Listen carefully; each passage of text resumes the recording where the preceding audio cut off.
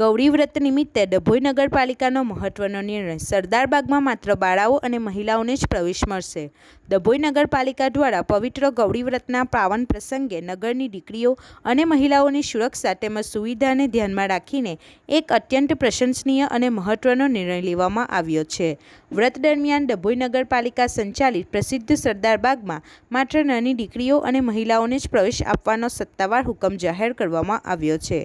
સુરક્ષિત અને નિર્ભય વાતાવરણ પૂરું પાડવાનો ઉદ્દેશ.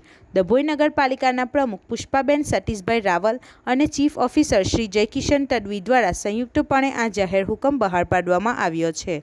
આ નિર્ણય પાછળનો મુખ્ય આશય ગૌરી વ્રત કરતી નગરની નાની નાની દીકરીઓને રમવા, ફરવા અને આનંદ પ્રમોદ કરવા માટે એક સુરક્ષિત, મુક્ત, નિર્ભય અને આનંદદાયક વાતાવરણ મળી રહે તેમજ જાહેર વ્યવસ્થા અને શાંતિ જળવાઈ રહે તે છે.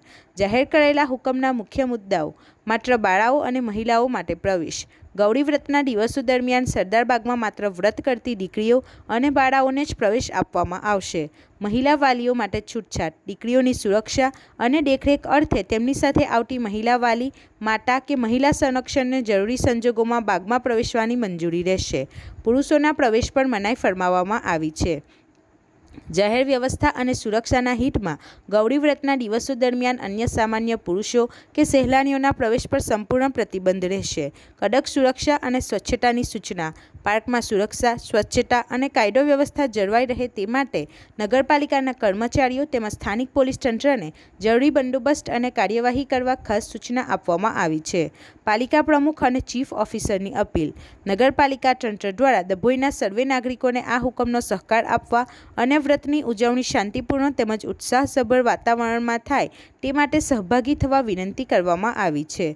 આ વિશેષ વ્યવસ્થા ગૌરી વ્રતના તમામ દિવસો દરમિયાન જાહેર હિત અને મહિલા સુરક્ષાને અગ્રતા આપીને અમલમાં રહેશે. રિપોર્ટર ફજર રજાક ખત્રી સાથે ગુજરાત અદ્ભુત ન્યૂઝ ગુજરાતી. આપણી આસપાસ બનતી ઘટનાના સમાચાર જોવા માટે ગુજરાત અદ્ભુત ન્યૂઝ ગુજરાતીને લાઈક કરો, શેર કરો.